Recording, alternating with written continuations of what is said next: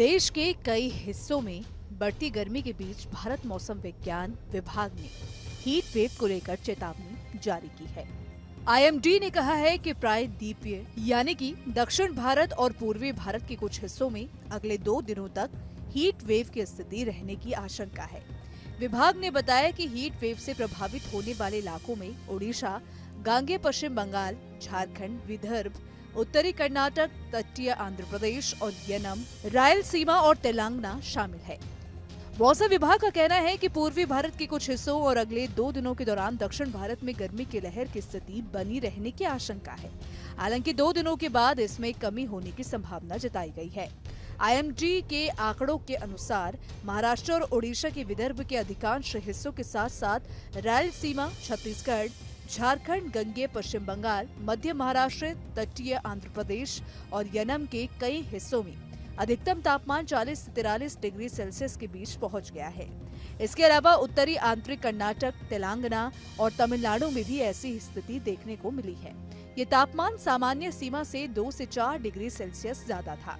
उत्तर प्रदेश के कुछ स्थानों पर और बिहार, गुजरात क्षेत्र, मध्य महाराष्ट्र, पश्चिम बंगाल और सिक्किम, नागालैंड, मणिपुर, मिजोरम और त्रिपुरा में अलग अलग स्थानों पर न्यूनतम तापमान सामान्य से 3 से 5 डिग्री सेल्सियस ज्यादा था। आंध्र प्रदेश में सबसे ज्यादा तापमान 43.7 डिग्री सेल्सियस दर्ज किया गया। वहीं आंध्र प्रदेश के भुवनेश्वर और कुर्नूल में तापमान 43.5 डिग्री सेल्सियस तक पहुंच गया, जिससे वो दूसरे सबसे गर्म शहर बन गए।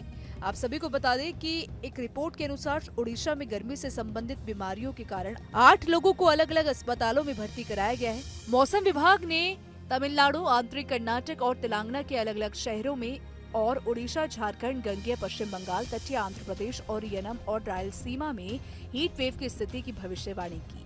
उत्तरी आंतरिक कर्नाटक और तेलंगाना के अलग अलग इलाकों में, पूर्वी मध्य प्रदेश, मध्य महाराष्ट्र, मराठवाड़ा और उड़ीसा में गर्म रातें होने की संभावना जताई गई है।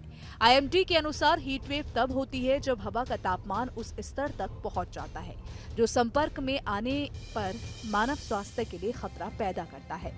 आसान भाषा में कहें तो अगर किसी स्थान का अधिकतम तापमान मैदानी इलाकों में कम से कम 40 डिग्री सेल्सियस या उससे ज्यादा और पहाड़ी क्षेत्रों में कम से कम 30 डिग्री सेल्सियस या उससे ज्यादा तक पहुंच जाता है तो उसे हीट वेव की स्थिति माना जाता है।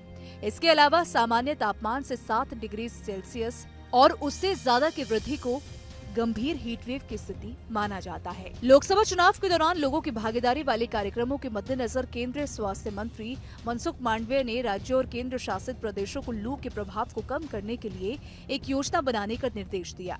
मांडविया ने गर्मी से संबंधित बीमारियों के प्रबंधन के लिए लोक स्वास्थ्य व्यवस्था की तैयारियों की समीक्षा को लेकर एक बैठक की अध्यक्षता की।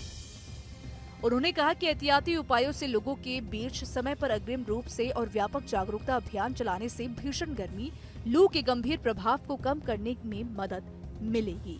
आप सभी को बता दें कि अप्रैल की शुरुआत से ही देश के कई हिस्सों में तापमान 40 से 42 डिग्री सेल्सियस तक चला गया है, जिससे लू का खतरा अब और भी ज्यादा बढ़ गया है। हालांकि मौसम विभाग ने अब लू की भविष्यवाणी एक तरीके से कर दी है।